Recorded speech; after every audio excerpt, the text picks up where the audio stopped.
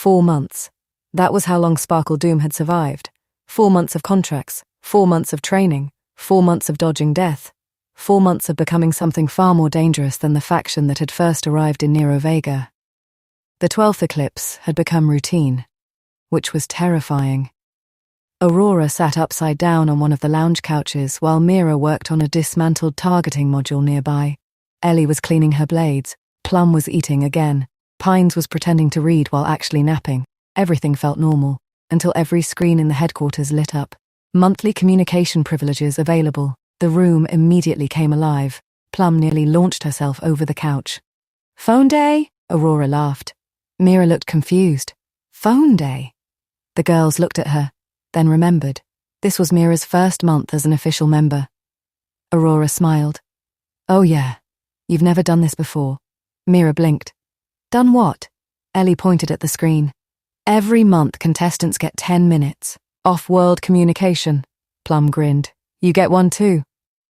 Mira stared. Her expression softened. "A call home?" Aurora nodded. "A call home." For a moment Mira actually looked happy. That made Aurora smile. Aurora's call connected first. The image flickered, then stabilized. Kenny and Celine appeared immediately. Aurora smiled. "Hey!" Celine smiled. "There she is?" Kenny leaned forward. Silver flash. Aurora groaned. "No, yes, Dad," Kenny laughed. The conversation flowed naturally. Updates, stories, family, the eclipse, the faction, life. Then eventually Kenny grew serious, just slightly. The sort of serious Aurora always paid attention to. "Listen." Aurora sat up. Kenny pointed toward her. "Don't chase the scoreboard." She rolled her eyes. "Not this again, I'm serious." Aurora sighed dramatically. Kenny continued anyway. "The board remembers who died." Silence. Then, "History remembers who lived." Aurora frowned. The sentence settled somewhere deep. Kenny smiled. "You don't need 28 kills. You need tomorrow." Aurora nodded slowly. She understood, more than she wanted to admit. The call was ending. Then Kenny noticed Pines sleeping in the background. His face immediately lit up. Dangerously. "Oh." Aurora smiled. "No." Kenny stood up. "Hey, little whooshy!" The entire room froze. Pine's eyes opened instantly. Kenny started blowing exaggerated kisses toward the camera. "Love you, whooshy!" Celine burst out laughing. Aurora lost control. Ellie folded in half. Plum physically fell off the couch. Pine stared at the screen, then silently mouthed, "Fuck you." Kenny laughed so hard he nearly disappeared off camera. The connection ended moments later. The damage remained. Permanent. The second Pines entered the lounge again. Plum stood. She pointed dramatically. "Good afternoon, Uncle Whooshy." Pines immediately turned around. "Goodbye." Aurora laughed. Ellie laughed. Mira laughed. The nickname had officially survived first contact. Ellie called Aaron next. The conversation was warm, comfortable. Father and daughter. They spoke strategy, politics, updates from House Dawnfall, the usual. Aaron made her promise not to die. Ellie promised nothing. He wasn't surprised. Plum called her mother. The call mostly consisted of, "Are you eating?" "Yes." "Properly?" "Yes." "You're lying." "Maybe." Plum's mother then spent 7 straight minutes reminding her to sleep. Plum endured this suffering bravely. Then came Mira. The room grew quieter. Mira looked nervous. Aurora smiled. "You've got this." Mira nodded. The call connected. A middle-aged man appeared, a woman beside him, both wearing House Valcrest colors. Mira smiled immediately. "Hi." The reaction wasn't what Aurora expected. Neither parent smiled. Neither seemed relieved. Neither seemed excited. The room subtly changed. Aurora noticed immediately. "So." Her father folded his arms. "You're still alive." The words landed awkwardly. Myra nodded. "Yes." Silence. Then, "Good." The conversation continued. But something felt wrong. Very wrong. Every answer Mira gave seemed to disappoint them. Every success was dismissed. Every achievement minimized. The girls exchanged looks. Even Pines was paying attention now. Then came the moment that broke everything. Mira's mother spoke. "Tell us honestly." Mira blinked. "What? Can you actually win?" The room became quiet. Mira hesitated. "I don't know." Her father sighed. Disappointed, actually disappointed. Aurora's jaw tightened. The man continued. "If you can't win, Mira looked confused. What? His voice hardened. Then don't come home. Silence. Absolute silence. Aurora felt cold. Mira stared. Her mother nodded. If you surrender your rights through the faction clause. The woman looked disgusted. Then you're no daughter of ours. Mira's face shattered. Her father continued.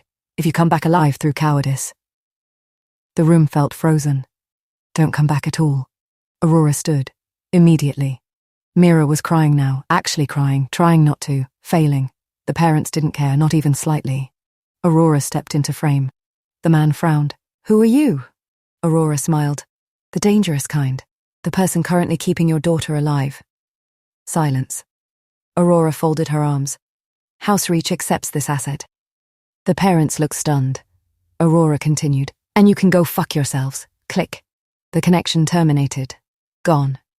The room fell silent. Mira broke. The tears came all at once. Months of pressure, fear, pain, rejection, everything. Aurora immediately wrapped her arms around her. Ellie joined. Plum joined. The group collapsed into one giant hug. Mira cried into Aurora's shoulder. The girls held her, tighter, closer, like sisters. Then another pair of arms wrapped around all four of them. Everyone looked up. Pines. The old Reaper smiled softly, then said, Come here, girl. Mira looked up, still crying. Pines squeezed the group gently. Uncle Wushi has you. Silence. 1 second. 2. Then everyone exploded. Mira laughed through her tears. Aurora nearly choked. Ellie folded. Plum physically hit the floor. Pines immediately regretted everything. The tension shattered. The sadness eased. Not gone, never gone. But lighter, manageable, the way family was supposed to make things feel. Hours later, the HQ was quiet again. The others had gone to bed. Only Mira and Aurora remained. The city glowed outside. Neither spoke for a while. Eventually, Mira looked over. Thank you. Aurora smiled. For what? Mira laughed softly. Everything. The city lights reflected in her eyes. I spent my entire life trying to become useful enough. The words hurt. Aurora listened. Mira continued. My house never cared about me. She looked down. Only what I could do. Aurora didn't interrupt. I thought that was normal. A pause. Then I met all of you. The room became quiet. Mira wiped her eyes. You saved me. Aurora shook her head. No. Mira looked up. Aurora smiled. You saved yourself. The words reminded her of Kenny. History remembers who lived. Mira stared.